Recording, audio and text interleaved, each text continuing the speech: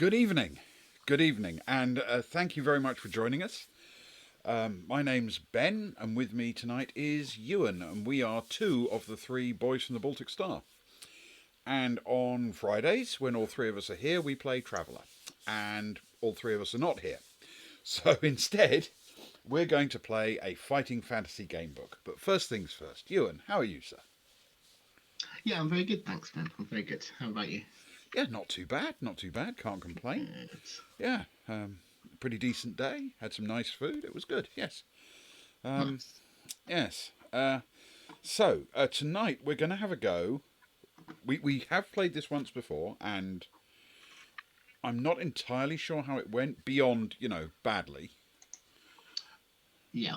because it pretty much always the ones where it doesn't go badly, we remember those because they're very rare. So this one went badly, but I can't remember exactly how. This is called the Rings of Kether.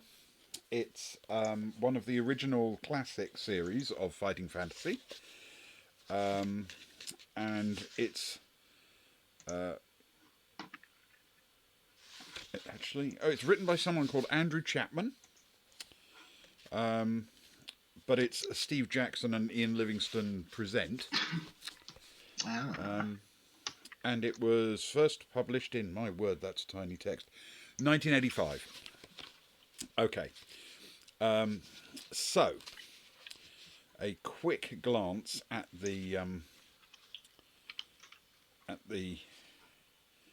character sheet. Okay, we are going to need, apparently, according to the character sheet, we're going to need to track skill, stamina, and luck, Yep. which is fair enough, and apparently something called shields and smart missiles and pep pills. Don't do drugs, but pep pills apparently. Yeah. Okay. Some Pro Plus. Yeah, it's probably caffeine. Yeah, a bit of coffee. Right. It is an unusually brief introduction in terms of the rules. I think by book 15 they figured almost everybody knew what they were doing, so they've really cut it down to just a few pages. They obviously never met us. Clearly I mean, not. rules-wise, we're fine, but knowing what we're doing, I'm not so sure. Clearly not. So,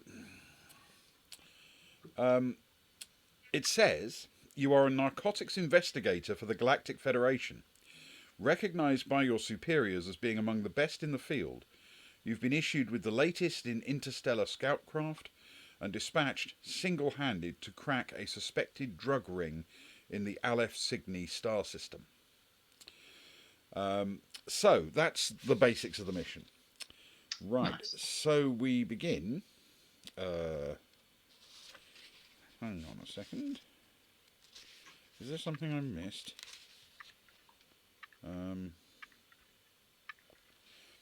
That's very interesting. Very interesting. Because I used the adventure sheet as my guide to what would be going on, but it says we need to roll one die. This can be your job because we're doing the ship first. So one die and add 6. And it then says enter this total under the weapon strength on the adventure sheet. The adventure sheet does not have a weapon strength box. Oh, I see. Which is clearly an error. But, there you go. So, what did you roll? Oh, sorry, Ben. It started well. That would be a 1. A 1. Okay, so we start with a weapon strength of 7 for our ship. Yeah. Okay. I'm not sure how long we're gonna. The 15 minutes might not last. Okay. And then it says roll one die. I guess this is my turn. That sounds fair. Roll one die. Okay, that's a 5. That could be worse. Enter this score in the shield section of the adventure sheet. Okay. No additions at all, just that. So if you roll a 1, you had 1 shield. So that's amazing. Oof. You lose points from the shield score whenever you're hit by fire from enemy spacecraft. If it's hit when your shield score is 0, your ship is destroyed. That is tough if you roll a 1. That is pretty brutal. Oh, that's remarkable. Right, okay. So we now need to do our own abilities. So these are the usual ones. So for skill, it's 1d6 plus 6. Good stuff. Ah, that's slightly better with a 5. I rolled a 3, so that's not awful. I've seen worse. So theoretically a 9. And then 2d plus 12 for stamina.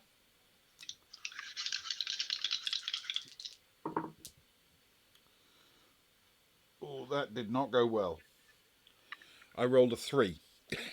Ooh, mine is a 9. Oh, that's better. Which isn't bad. It's 15. Okay. And luck is 1d6 plus 6. Okay, that's a 4. That could be a lot worse. So total of 10 for luck. And that's a 5 for 11.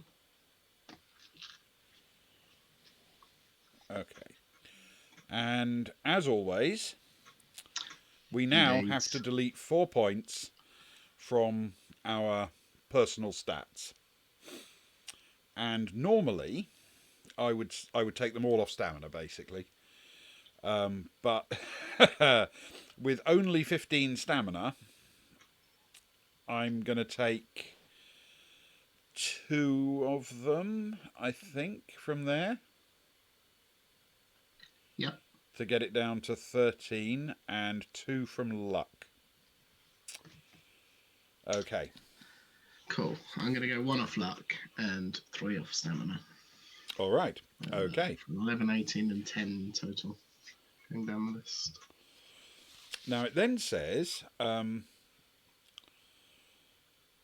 there is separate rules for hand-to-hand combat, which works the way normal things work. Yep. But there's also blaster combat. Ooh.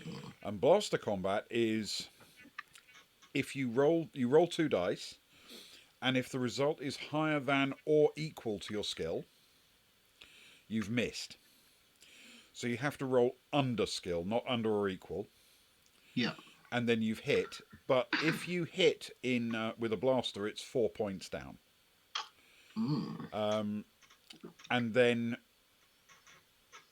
equally, then they take it in turns again as usual. But this is just it's rolling underneath your own skill.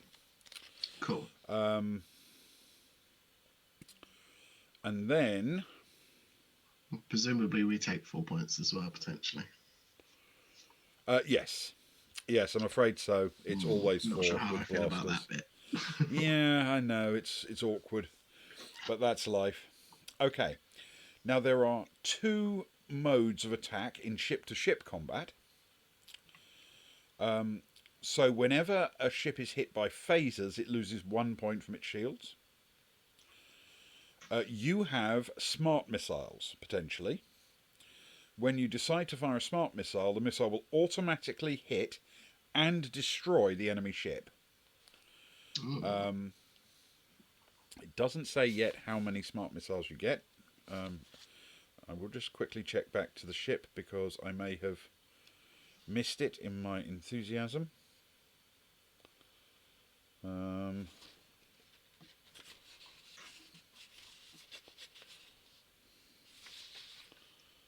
Nope. No, okay, fair enough. So, combat is conducted as possible. You can fire both phasers and smart missiles in the same combat round. And if you do, obviously, because the smart missile will automatically hit and destroy a ship, you can destroy one with the smart missile while using your phasers on a different ship. Yeah. So, the phaser attack is roll 2 dice, and if you roll underneath your weapon strength, then you've hit, reduce its shields by 1 point, and vice versa. They only have phasers, not smart missiles. And so that's that basically. It's basically like the blaster combat, and then Yep. smart missiles. Your spacecraft begins with 2, so we start with 2 smart missiles. Cool. Okie dokie. And replacing stamina. So we start with 4 pet pills, Yep. and whenever we take one, we get 6 stamina back. That's not bad.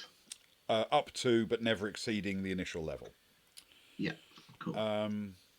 We also start with 5,000 kopecks, which are the currency.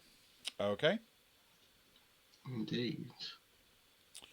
Which is nice. So there we go. Right. Now, mission briefing.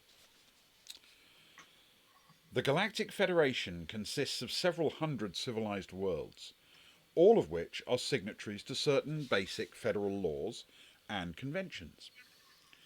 One of these concerns the suppression of trafficking in certain narcotic drugs. Simply, the export of narcotic drugs from one world to another is illegal. The federal police force has become aware, however, of an extremely large flow of the illicit narcotic Satafil D from the tiny Aleph Cygni system.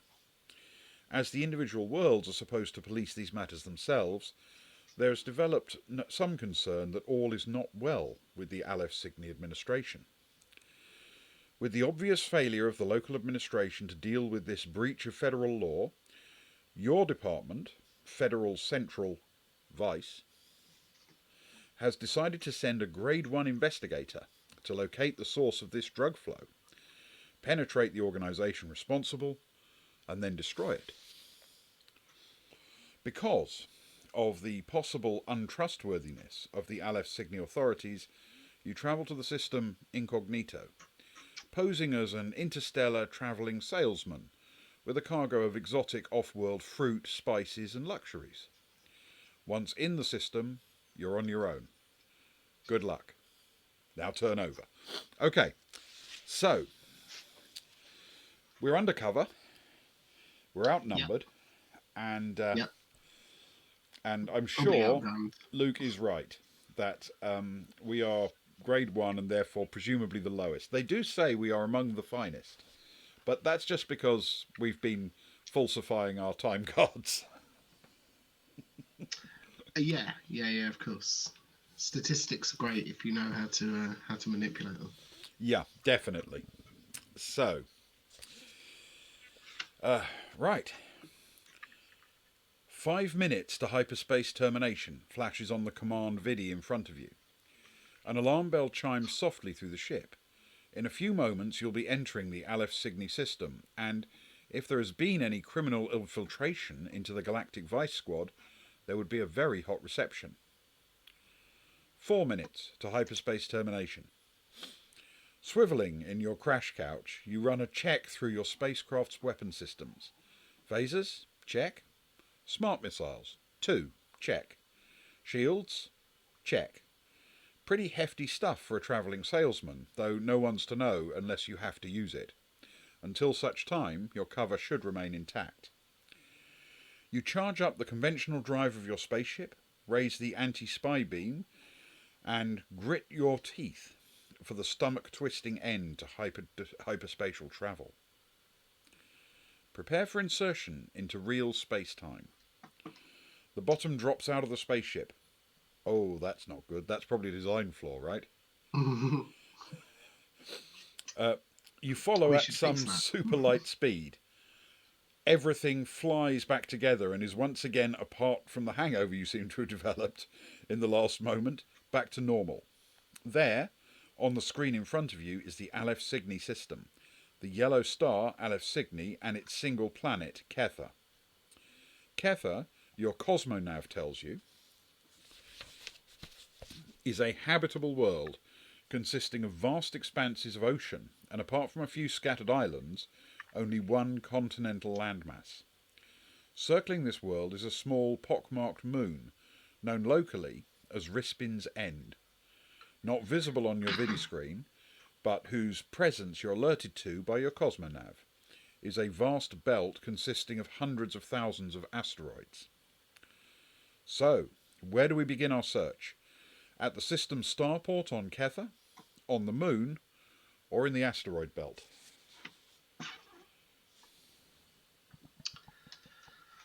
What do you think? That is a very good question.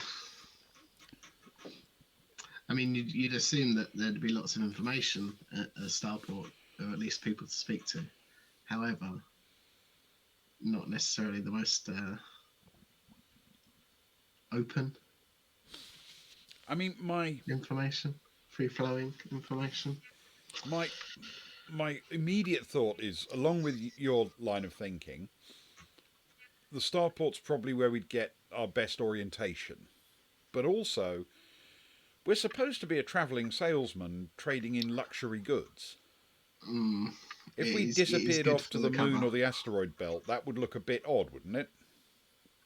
Yeah, you would think so.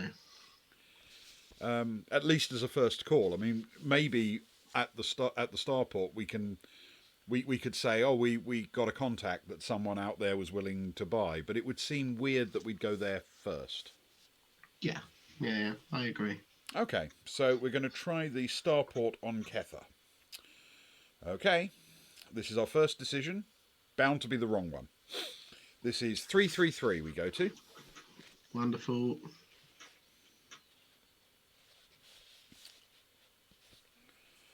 You land at Kether's only starport, which is on the continental landmass and only 10 kilometres from the planet's capital city. Your ship is towed to its parking space where, to your dismay, you're boarded by several customs officers looking for contraband. What, drugs? You ask. They look at you smugly before replying, no, technology. And this, says one of them, finding your spy ray, is an example of it. I'm sorry, this device is a prohibited import, and as such will not be returned to you. Good day. They leave the spacecraft. Cross the spy ray off your equipment list. I actually didn't know we had one, but anyway, we don't have a spy ray, okay? Wow. Okay, it started well. Yeah, rather brusque treatment, and they didn't even check the cargo. You can ask a few questions around the starport, go to the local law enforcement headquarters and ask for some help, or if you want to keep a really low profile, find a shady starport canteen in which to conduct a few discreet inquiries. Well, we're not going to go to local law enforcement, we're undercover. So is it ask a few questions around the starport? But only to demand our spy ray back, yes. Yeah. Nothing else. But yes, I feel as though that would be a poor choice for being undercover. Which leaves us with asking questions around the starport or going to a low-down starport canteen, which I suspect may be a hive of scum and villainy. You would hope so. You would, imagine wouldn't you? It is very much a homage. Maybe that's too strong a word, but yeah. Yeah. If not an homage, at least a pastiche. Yes, indeed. So yes, what do you fancy? Yes, Luke's got our backs clearly. Yeah. As always. What do you reckon? Starport or Cantina or Canteen? Well, I mean, with an aim to get to the canteen, but we're already at the starport, so it would seem silly to go somewhere else to start asking questions. Let's start with a few questions around the starport. We can always go to the canteen later. Unless I assume we desperate. Can. Yeah. Okay, we will ask a few questions around the starport. We turn to 394.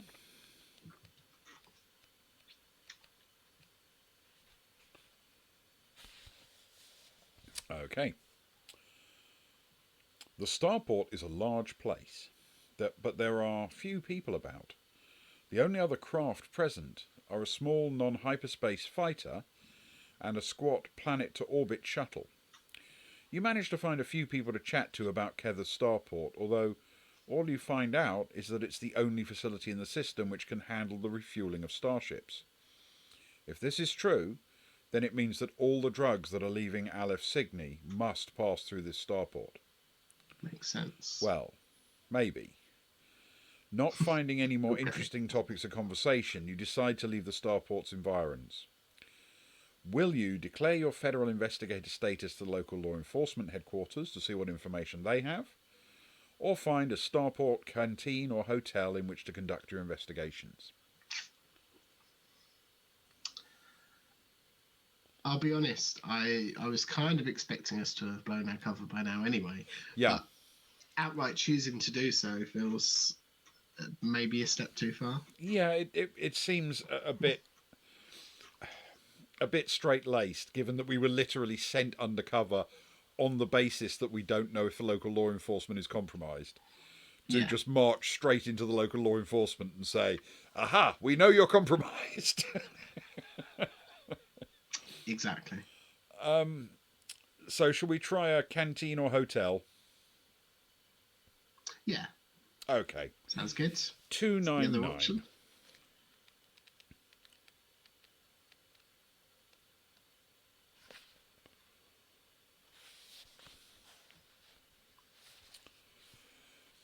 The canteen you find is advertised by a gaudy cryptofluorescent animated sign depicting a large crush-class stellar battleship diving into a foaming glass of undefined liquid.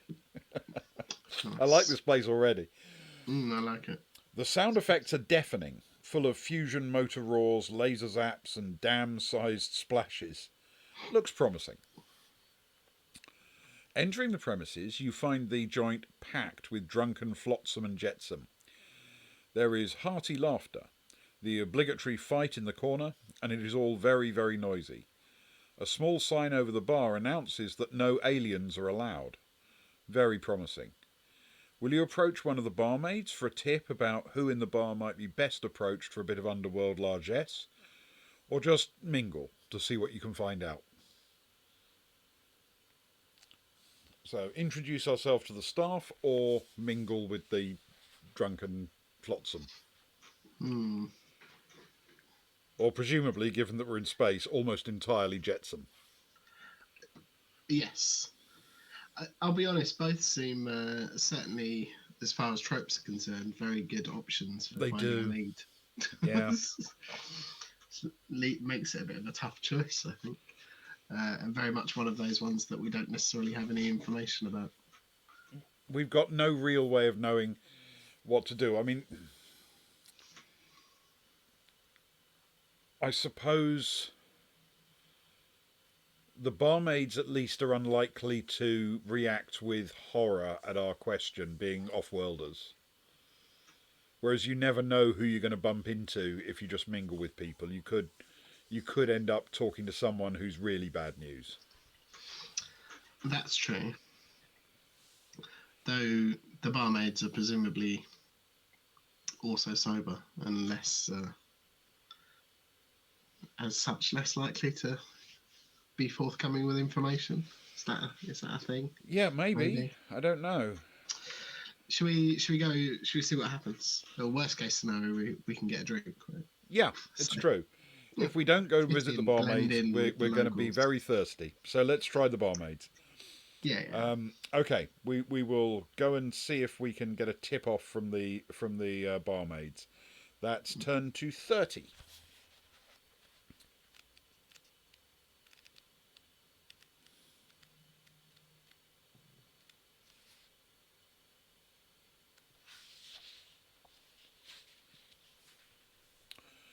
Hi there, you shout at a young bar wench. Remember, this was written in the 80s. Yeah, just go straight for it. Why not? I'm new in town, and I'm sort of looking for somebody who can help a young, unscrupulous type of person like me get along without having to work in a regular way. See? See? Oh yeah, she shouts back disdainfully. What do you do, Zero Head? You perform a quick bit of thinking here. What's absolutely essential for a drug-producing outfit? I'm a chemist. I make funny little crystals for people to stick in their bloodstreams, you yell. She blinks at you, obviously thinking without seeing you. Hiking up her skirt, she reveals a garter purse. Slapping it, she says, 500 kopecks, jerk.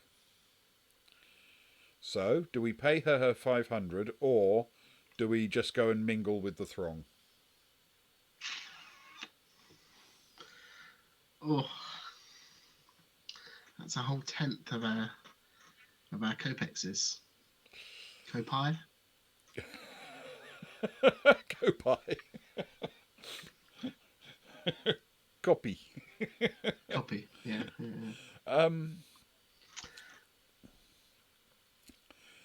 I don't know. I mean, I don't really have a strong handle on whether 5,000 kopecks is quite a lot, so I don't know if she's asking for a huge amount or just just a bit of pocket money. Yeah, that is true. That is true. We could be quite hard up. And actually, it's not that much for some useful information. And Sparrow has a suggestion. You hardly ever regret spending on plot. Oh, that is true. I like that thought. I can't think of one occasion where I have regretted spending on plot.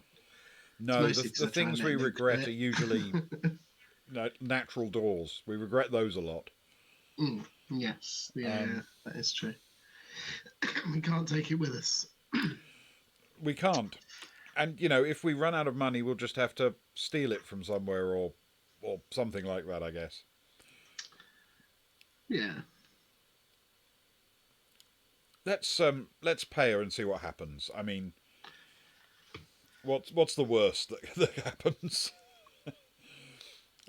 We turn to 323 if we pay her. Okay, we'll do that. Let's do it. 323. Thank you, Sparrow. Always appreciated the little nudge in the right direction. Unless, of course, it's a volcano, and then we do not appreciate nudges. No. Okay, we go down to 4,500 on the kopecks count. You part with your 500. The barmaid pulls you close and points out two people at separate tables. One is a pale, drawn-looking man alone with his beer. The other is a fat, middle-aged woman playing cards with 6 or 7 men. So which do we approach, the man or the woman?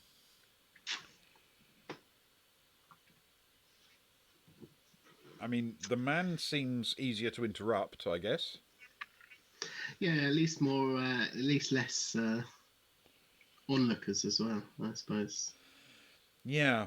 To overhear anything, although I'm not sure anyone in this place cares too much. But and if we're trying to be subtle, yeah, at least for now.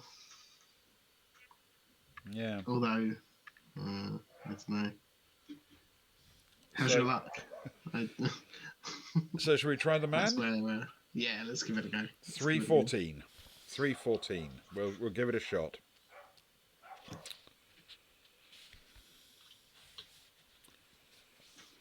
The man does not look at all surprised when you join him. In fact, there seems to be a certain resignation in his eyes. You talk to him for a while about how you're an off-world travelling salesman before mentioning that you'd be interested in expanding your operations to cover perhaps a few illicit items. He laughs at you. You're not a salesman. You're a narc. This, of course, startles you slightly. He's quick to reassure you. Leaning closer, he whispers, "We can't talk here. Meet me in 2 hours at the Hotel Miramar, room 1201. He then drains his glass, rises and walks from the canteen. You decide to meet him. Turn to 395. Oh, do we? He just called us narc. We are narcs. We are. It's a problem. Because it's really no fun being a narc if they know you are. Well, and I thought actually that would be a really interesting choice. Sorry, just to break character for a minute. But, somebody declaring something out in the open and walking away and whispering to meet them somewhere and then declaring actually what is true and what you don't want them to know. It's quite an interesting. Do they really know? Do they not? What's going on here? Anyway, sorry. Go on. Okay, well, let's find out. Yeah, do go on with the story that we paid 500 kopecks for. Exactly. It is night. The Hotel Miramar is a dive. The elevator is out of order. There's no heating. I know how it feels. Arriving at the 12th floor after running up the stairs, you lean for a moment in the doorway to catch your breath. Oh, we are not that fit then. The door to 1201, which is just next to you, opens. A shifty-looking character, putting something in his jacket pocket, steps out. He looks a bit surprised at seeing you. He waits impatiently by the elevator until, realising that it's out of order, he heads for the stairs and clatters off down towards street level. So we can enter 1201 or follow the man who just left.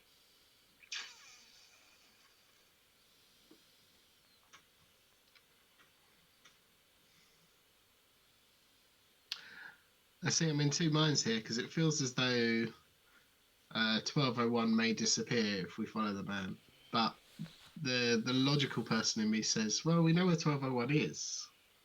We might be late to our meeting, but we don't know where this person is going to go.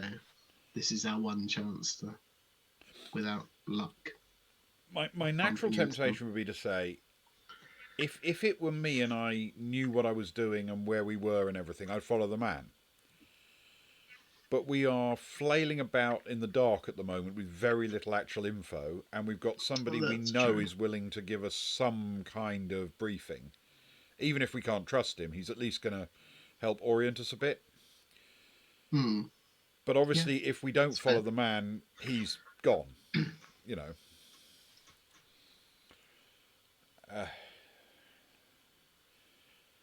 I don't know what to do. What do you reckon?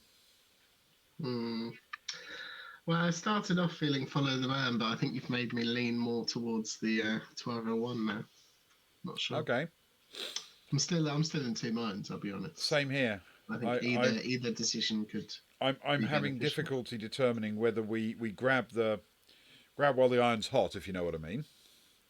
Follow the man. We've just got lucky and found something happening that might be useful. Although I suppose the man's only realistically going to lead us back to 1201. Potentially. Well, maybe eventually, but we might see where he's going with his shiftiness. But I'm still curious why the guy in 1201 knew we were a narc. Also, there's the fact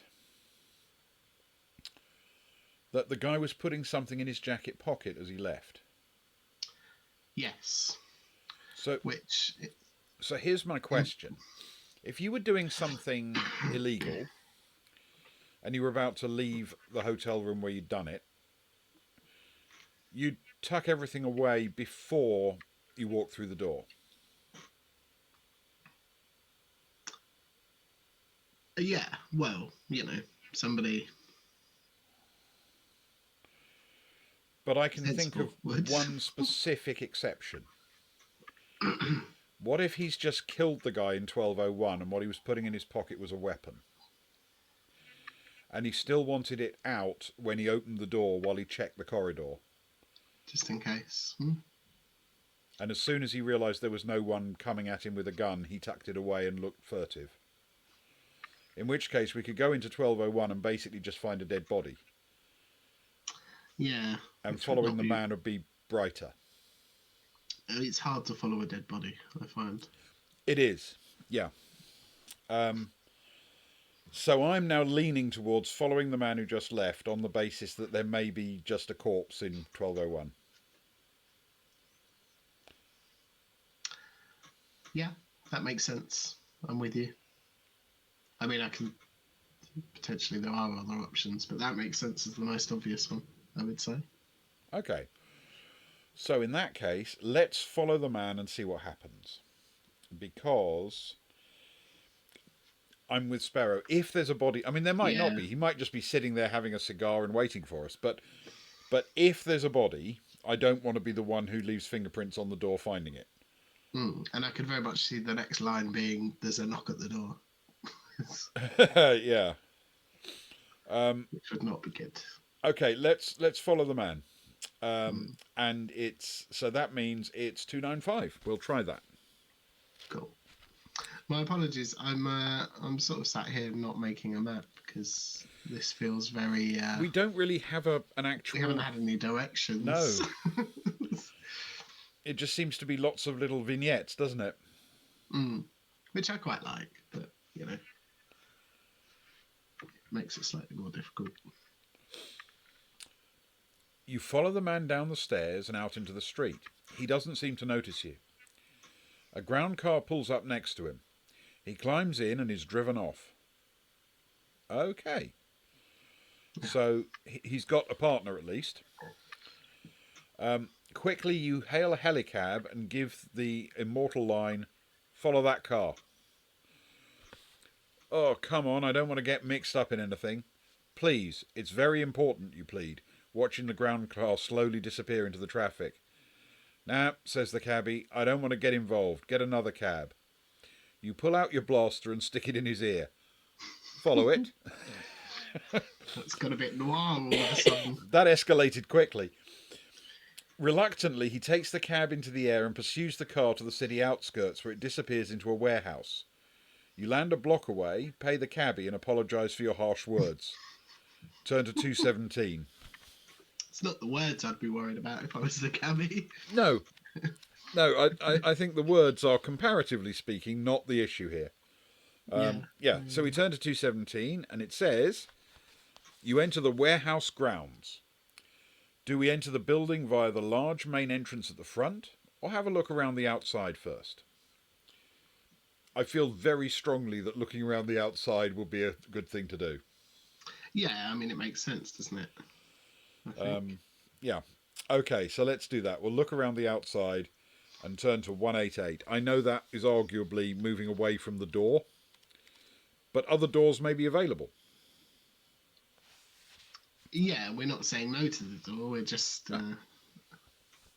we know where it is. We're not going to a dungeon where we're going to pass the door and head down a corridor. We're just scared to the building. Circling towards the back of the hangar-sized warehouse, you discover a small door partly hidden behind some piles of rubbish. You force this entrance rather easily. In front of you is a short corridor which ends in two doors, indistinguishable from each other. You approach the doors. Do we go left or right?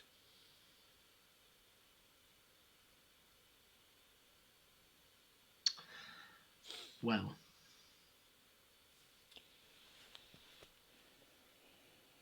this is a complicated exception, Sparrow, I agree. It's like there's a problem with front doors but not back doors. It's weird. Yeah, not quite sure how I feel about it, but I think it makes sense. I think, given the situation. Well, we're now confronted with two doors, and the book deliberately says they're basically identical. So we can't make a decision other than randomly. So both have doors. Both have doors. They're identical doors. Neither of them are natural doors. They're warehouse doors. Yeah. Left or right? Chat? Anyone? We can always roll a die. Well, you could do. That's true. That also works. Shall I do the honours? Sparrow says left. That's fine. We'll go left. We have no reason to pick one or the other, so let's just go with whatever Sparrow thinks is wise. We will go through the left door, 149. Nice.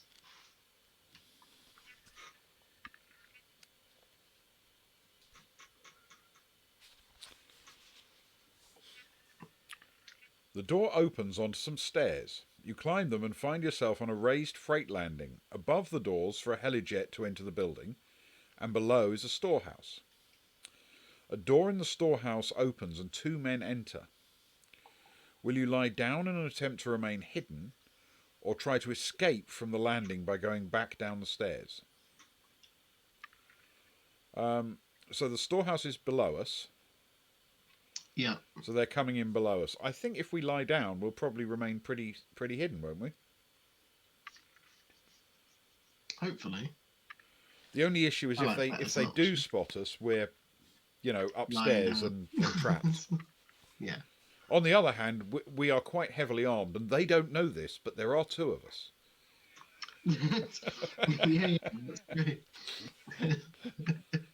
On so many levels, nobody knew. Maybe that's how he knows we're a narc, because we're binary.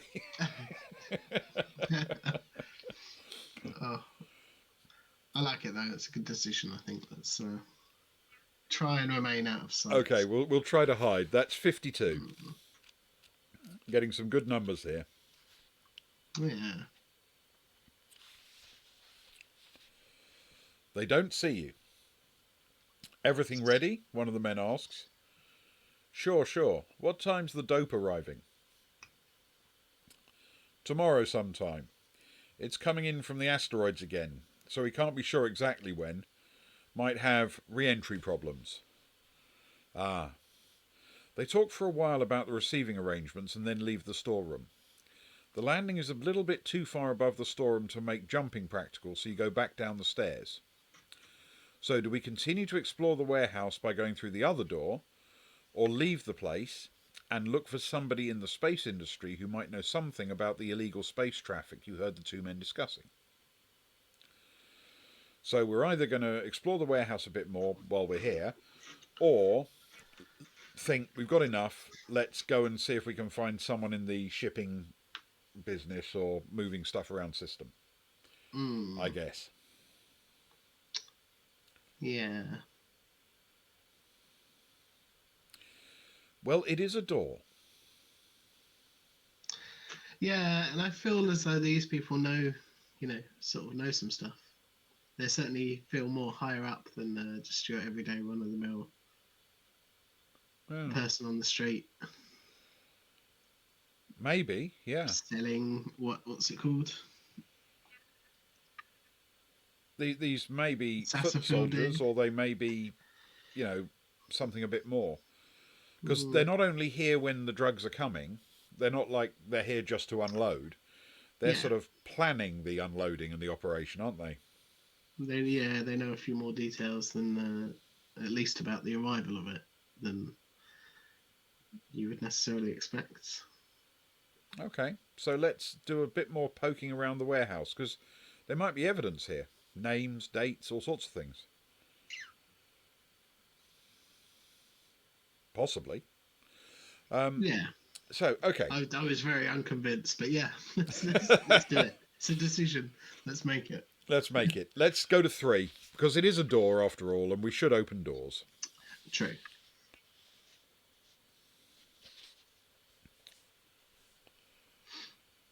The door opens into a small room with a desk, a few filing cabinets, and a videophone. The videophone begins to buzz, and to your dismay, footsteps can be heard approaching. Drawing your blaster, you hide in a corner behind a filing cabinet. Someone enters the room and answers the phone. Yeah? Oh, it's you, baby, says a man. Clive, I have to see you. A woman's voice crackles over the phone. Look, dear, we're going to be busy all night, and I have to meet Arthur at the Cafe Heroes of the Federation. Sorry, Cafe Heroes of the Federation tomorrow morning. So you'll have to wait until after then.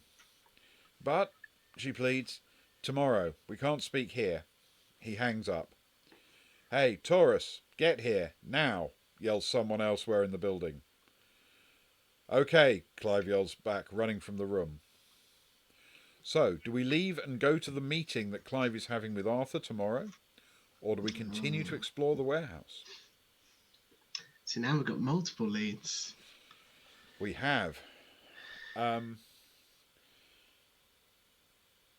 tempted to say, if we get caught here, there is no chance of us discreetly sidling up to that meeting.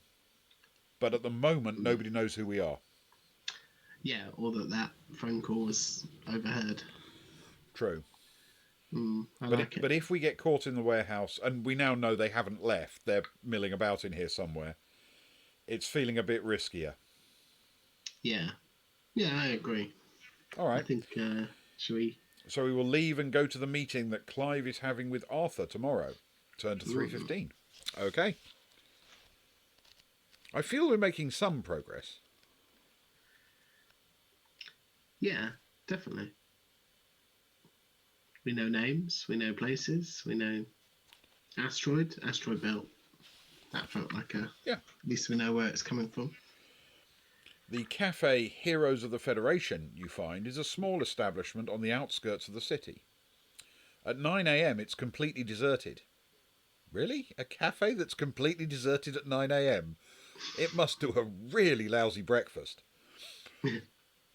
Seating yourself in a discreet position, you order breakfast, I wouldn't, and wait for Clive Taurus. After 2 hours, the only other people who've been in the cafe are two old ladies who had a slice of toast between them, a young couple, and a child. None of them could possibly have been Clive. Looks like he's not going to show. Something may have happened to him. So you decide to follow him up. Will you ask the cafe owner if he's seen or heard from him, or try to find his address?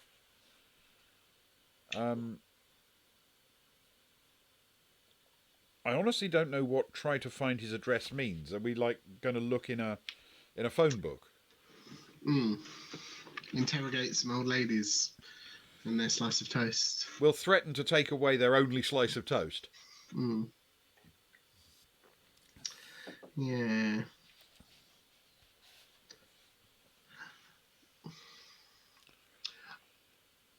The main thing that tempts me towards the cafe owner is that presumably the other person didn't show up either. So it could be quite a reasonable thing to say, I'm here to meet, I was supposed to meet Clive. Do you know where he is? Yeah, that's a good point. Because we don't. We know what the other person looks like, right? So We I do, assume you would tell there's us a. if they'd arrived. And we know the names of both of the people who are supposed to be at the meeting, Clive and Arthur. Yeah. So if we walked up and said we're supposed to meet Clive and Arthur here, maybe one or the other would give us a lead. Yeah, okay, let's try that. So we'll ask the cafe owner. Turn to 81.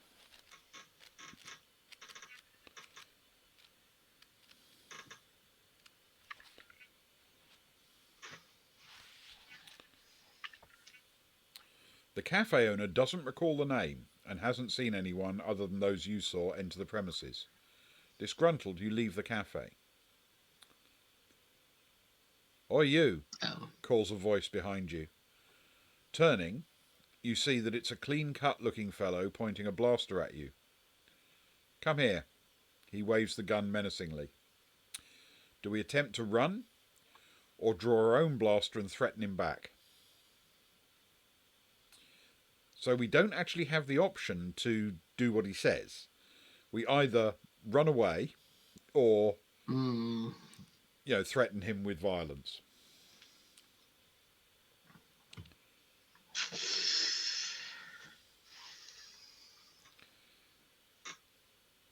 I kind of want to know why he's threatening us with a gun. Yeah, it feels like a thread. So if we run away, even if we make it, we might miss out on the opportunity to learn why he's coming at us. Because as far as I'm aware, we haven't done anything that would make him draw a weapon on us. Yeah, I agree. I mean, when you get right down to it, we've spoken to a barmaid, chatted to a bloke, visited a hotel, sneaked into a warehouse, but we didn't even have to break in, overheard a bit of a conversation, and gone to a cafe. We haven't done anything remotely worrying, have we? No, I mean, the sneaking is probably the most worrying thing, and, it's a whole half day later, presumably, so... Yeah. I think we're probably in the clear for that one. Okay. So let's draw our own blaster and threaten him back. This could go horribly badly wrong, but I am buoyed by the fact that this the paragraph you turn to is 42. Ooh. And I feel if you're somebody who's writing a science fiction story, you're not going to make 42 be the end of the game, if you know what I mean. Well, I suppose it depends on your frame of mind. It is, after all, the ultimate answer. Hopefully not. As you draw your blaster, he fires at you. You will have to fight him. Okay. The gunman has skill 6, stamina 8. So, Okay. we both get to shoot first. Now, this is blaster combat. We have to roll under, not equal, to our skill in order to hit. Let's go. So we want low. We do. And I have rolled a 5, which is under my skill of 9. Very nice. I've rolled a 9, which is under mine. Fantastic. Now, he has skill 6, stamina 8. His skill 6 will avail him naught because a blaster hit is -4 each time. So, believe it or not, he picked a really, really poor fight there. So we turned. Frankly, he should have known that there were 2 of us. It may be that he didn't really excel at mathematics. Yeah, I can appreciate that. The gunman has collapsed on the sidewalk. A pool of blood is spreading towards the gutter. You approach him cautiously. He opens his eyes and watches you. Zera has you marked, he whispers. We took Clive to Sparks this morning. You're next. And he expires. It looks like you won't be able to find Clive now. He's probably already 6 feet under. If they're planning to drag you into a place called Sparks, a bar you discover when looking it up in a directory a bit later, then perhaps you should preempt them by showing up at this place incognito first. Turn to 286. That is exactly what I was thinking. I like it. Yeah. He was extraordinarily forthcoming for a dying man, I think. Yeah, that's true. I mean, I suppose you've got no reason not to be at that point. Yeah. Who knows? Entering the place, you're struck by the noise and thick atmosphere. What a joint. You saunter up to the bar, order a drink, and then turn to survey the crowd. Standing in front of you, blasters pointing at your stomach from 15 centimetres away, are 2 men. Come with us, they say matter-of-factly, or we will kill you. You would almost certainly be shot to pieces if you were to try to jump them, so you do as they say. They lead you out the back. In my mind, we're sort of leaning with our back to the bar with our elbows on it. You know what I mean? Yeah. And then you sort of you sort of pay attention to the 2 guys standing in front with the blasters. Oh, hey guys. Can I help you? They lead you out the back. Turn to 316.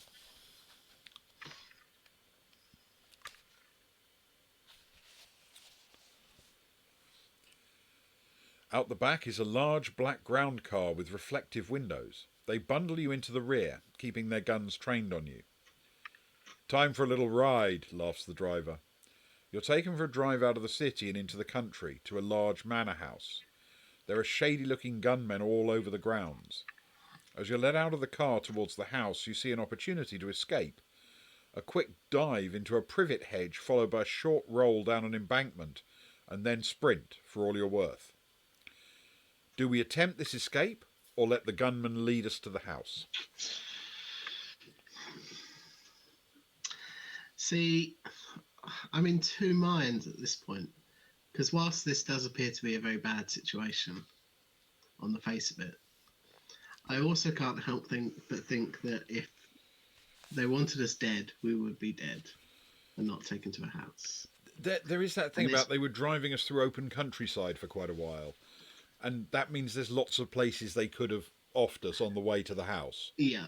But instead, they very dramatically took us to a big house. Yeah. And also, presumably, they've dealt with Clive by this point, who was, albeit someone that we were after, and it's incredibly frustrating because that was a lead. Then at least they're not a friend of Clive's. Presumably. There's that. Unless he's done something wrong. But, you know. And with Clive gone, the gunman outside the cafe gone, We don't know the details of the warehouse now because Clive's gone. Yeah. We're running out of leads. We need to get a new one. Maybe this is it. I mean, we've still got the probably not at this point actually the arrival of whatever it was they were expecting and the asteroid belt. Yeah, but with Clive dead, the plans may have changed. That's true. And I'm not convinced that if we go back to 1202, we're going to necessarily find the guy still there, even if he's alive. Yeah. So, house? I mean, houses have doors. They do inherently. Yep. I would. I mean, I'm not opposed to that option at all. I think it makes sense, given the situation. And since we're surrounded by gunmen and they've got ground cars and things, I think we wouldn't necessarily get very far if we tried to run. We're not going to outrun them too far, yeah. Okay, let's head to the house. I mean, this may be a terrible idea, but we'll give it a shot. Yeah. Let the gunman lead us into the house. Turn to 170.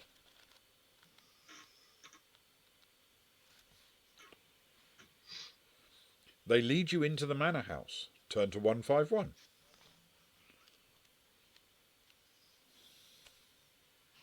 Which implies that there are multiple ways to get here. Yes. You find yourself in a plush room, either a library or a study. Books on real wooden shelves line the walls. There's real wooden furniture, heavy and smoky with long years. Behind a massive desk sits an equally massive but certainly uglier woman. She smiles, gap-toothed at you. You gave us quite a turn, you did, dropping out of space all unexpected like. Isn't that so, boys? She looks around at the other gangsters who are lolling about, and the rest of the furniture, cigarettes dangling from their lips and bleary, boozy eyes fixed disinterestedly on you. Yeah, they answer. We don't have federal investigators visiting our little planet at all often, do we, boys? She asks again. Nah.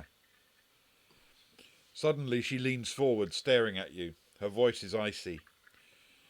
You have two choices, Narc. Either you go to a meeting that we've arranged for you to pick up a box of documents for us, or else. Will you agree to go to the meeting, or take the or else?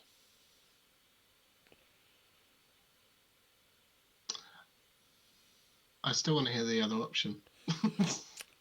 It just says or else. I think it's heavily implied, isn't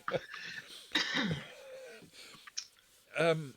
Well, certainly that would be a way to find out. If we take the or else, we would definitely find out what the else is if we did that. Yeah. You know, that's clearly a way to do it because, you know, obviously we could say, you know, we are or else. That's certainly possible. Honestly, I think that might end the story immediately. Quite quickly, yeah. And to be honest, I think a meeting to pick up some documents sounds completely innocent and not worrying at all. I am more concerned with how they knew that, how everyone seems to know we're a narc.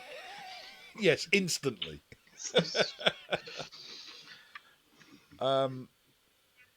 Okay, let's go to the meeting. That's 35. It's obviously that. What is it? Grade 1, level 1. It's clearly not enough to pass.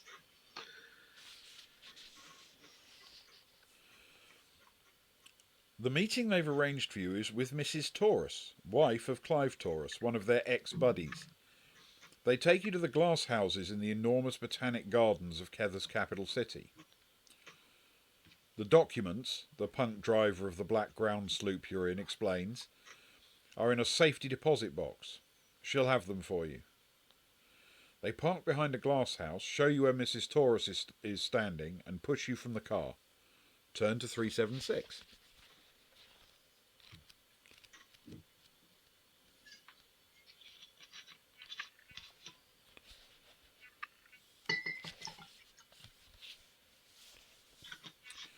You walk towards her.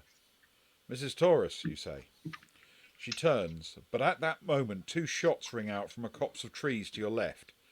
One slams into Mrs. Taurus, the other into you. Wow. Okay. We each have to throw one die and deduct the result from stamina. Oh,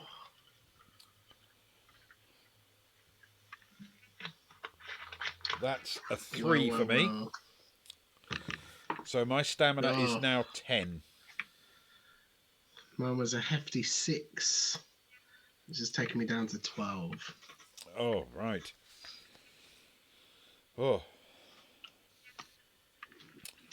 You both fall to the ground, Mrs. Taurus dropping the bag she was carrying. The safety deposit box with the incriminating documents falls out. Before you can react, the sniper dashes over, grabs the box, and leaps into a sloop which squeals off. What a setup. You lurch to your feet. Do we attempt to chase the sloop or aid Mrs. Taurus?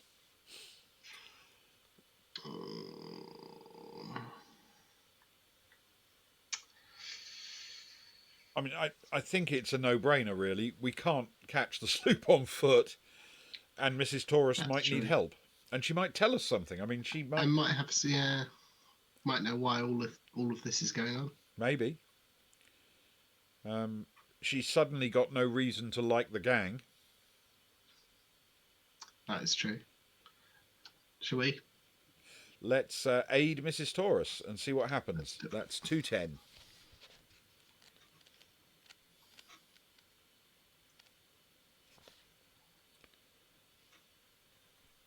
You see, too late, that she's dead. The sloop has disappeared from view. Looks like you need a new clue now. Turn to 231. Oh, of course, that is the other option. Yeah.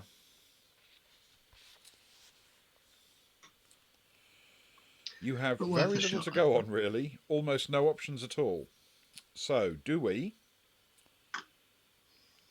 return to Kether's capital city to have a look around? Search in space for a new clue? And it then says search for C230, assuming you have heard of it and haven't already sorted out. Oh, I think pretty obviously we're supposed to be honourable here and accept that we've never heard of C230. yeah, that makes sense. Uh, so space or capital, I guess. Yeah. I mean, we have some very limited information about space. We don't know what's going on here, but it does feel as though there is a lot going on here. It does.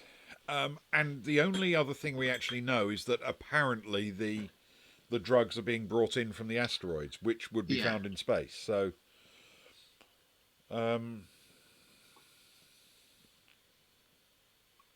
which is the source, but not necessarily a lot of information to go on. no. It might be, I don't however, know. where we can cut off the supply. Yeah, which is the main goal, or what? Take down the Yeah. organization. If we can use it to cut off the supply. Yeah, What do I you don't know. think? It's a tough call.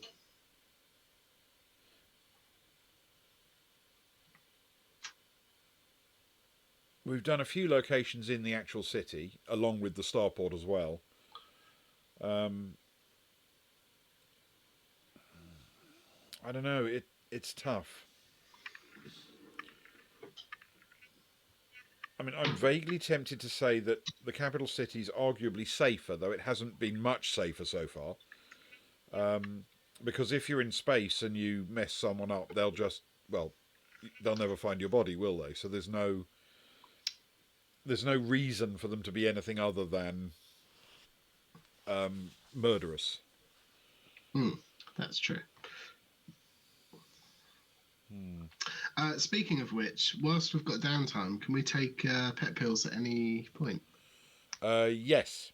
Yeah, we can take a pet pill whenever we like. We have 4 of them each to start with, and they're each worth Yeah. 6 points. 6 stamina. Seeing as I lost precisely 6 stamina, I'm going to take one. I think that's very Go wise. down to 3 and go back up to my 4 health. And in Um, fact, even though I did not lose 6 stamina, my stamina is down to 10. So I'm going to do the same. cool. It's sort of worth it, I think. Okay. Yeah, makes sense. So search in space or return to Kether's capital city.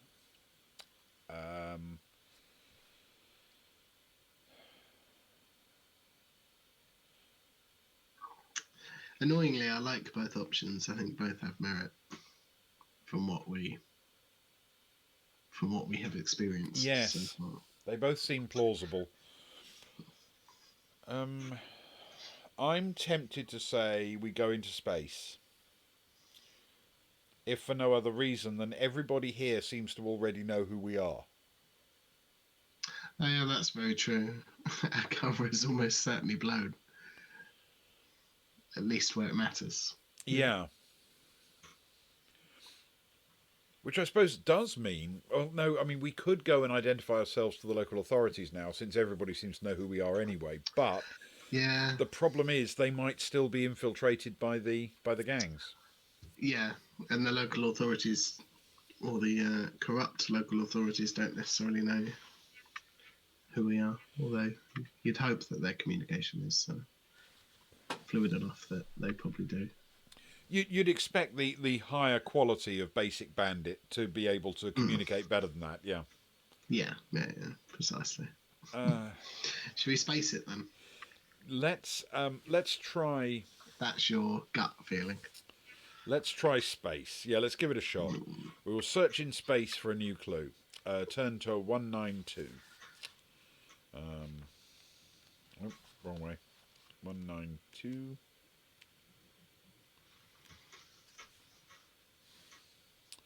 You rocket into a high orbit around Kether. Oh, God. Test your luck. Successful or Ooh, unsuccessful.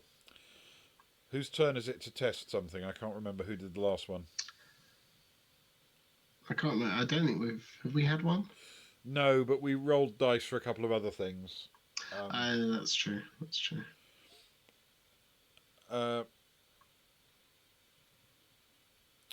I'll tell you what, I'll do it this time. You never know. Yeah. Okie Cool. dokie. So my luck is 8. Not the worst, but not exactly brilliant. And that's a 10. So I lose a luck point to start with, Yeah. and we are unlucky. So we are unsuccessful. Turn to 114. Hopefully this won't be, immediate death. It's getting to that point in the game where I'm thinking it could be though. We've survived longer than we on average. On average we do. After a few more days of non-discovery, you give up and return to Kether to look the city over for possible leads. Turn to 75. Okay, Okay. that's all That's the not a downside. bad failure. Seeing as we had a long and hard think over which option we wanted anyway. I suppose that kind of makes the decision for us. Yes. In the city, you visit a lot of cheap dives, a few of the places you were at before, and ask a lot of questions. All to no avail. Everything seems to have gone underground. The organisation has finally been alerted to your presence. Turn to 16. Oh, this This doesn't has an sound air of good. finality about it, doesn't it? It does. Why couldn't you just kill us in space? You have no leads left to follow. Still, you persist for a few more weeks before receiving a recall from Federal Central Vice. You have failed. Oh, Oh. no. I mean, the good news is we survived. Yeah, that's true. We were That not is true. killed. Yeah, We were just not very good. Dishonored. Yeah, precisely. Uh, Yes. Um, we um we we didn't necessarily make all of the right choices, but to be honest, at the time they seemed reasonable. yeah. Yeah. I don't think we made any poor choices based on what we know, which is, It's it's a positive take home. yeah, yeah, and we did survive it. To head home for medals and promotions. It's, maybe. I quite liked it though. It was quite fun, quite It was, enjoyable. and it was I genuinely quite vaguely, different to other to other stories because of its setting. yeah, and I think I vaguely remember some bits, but certainly not most of the storyline on the planet. Yeah. I get the feeling that maybe we went somewhere else when we first came into system last time. But I Yes. liked it. It had a kind of noiry feel to it. I like that. I honestly Sci-fi wonder noir. if that one failed luck check would have opened up a new avenue that actually could have Mm, led to success. But it's also yeah, possible, of course, that by then we'd already missed a clue or missed a thing that we would have needed. yeah. Well, the what was it? Yeah, That C three that we thirty hadn't or heard of. something. Yeah. Felt like we could have got there with that information, and that's another lead to pull on. Yes. Ah But well. yeah, that one and room 1201 felt Yes. like potentially that could have held something else, but also it could have been terrible. Very much like the you go to help the person who's just been shot, and it turns out they're all dead. Yes. Which again, I think reasonably well you suggested that they might tell us some information if we help them, It's it's but one of those things that it's just not on the cards. it wasn't necessarily a foolish decision, but it still didn't pay Yeah, off. yeah, Um, exactly. Which I think is why these books have replayability, right? Because yes. first time round, you're like, oh well, okay, at least I know it. I know that now for future In playthroughs. general, there's only one route through, isn't there? One truly successful route. Yeah, And yeah, given how yeah, many branches there are, that yeah, means there's a lot of potential mistakes to be made. yeah, definitely. And not all of them are glaringly obvious on the face of the decision, I suppose. And in fact, sometimes they go out of their way to disguise what the right choice is. Yeah, it's exactly Steve Jackson. Not all bad choices, it turns out, are natural doors. Mm. Yes, indeed. Right, well, thank you very much, Ewan. I had a great deal of fun. Even though it was a slightly abortive effort, I did enjoy this one. I thought it was a bit different Hmm. from any of the others Yeah, we've done. And definitely. we will have to have another go at it some point when I was going to say I'm very keen to give it another shot because it was good. I liked it. we will have to do that. Now, tomorrow we are playing Traveller. I know it's weird We because are. for years we only ever played Traveller on a Friday, but tomorrow we're playing Traveller on a Saturday. Um, uh, well, yes, thank you. That's absolutely right. Yes, quite right, Luke. It's a kind of victory. We survived. It's it's how we do victory in this part of the world. Um, yes. Certainly on fighting fantasy games. So tomorrow night we'll be playing Traveller, Yeah. and so if anyone is interested in some live play Traveller, we'll be doing that tomorrow from sometime after 11, whenever we manage to get our act together. So until then, thank you very much, Ewan. Thank you, Ben. Thank you, everybody in chat, even Luke,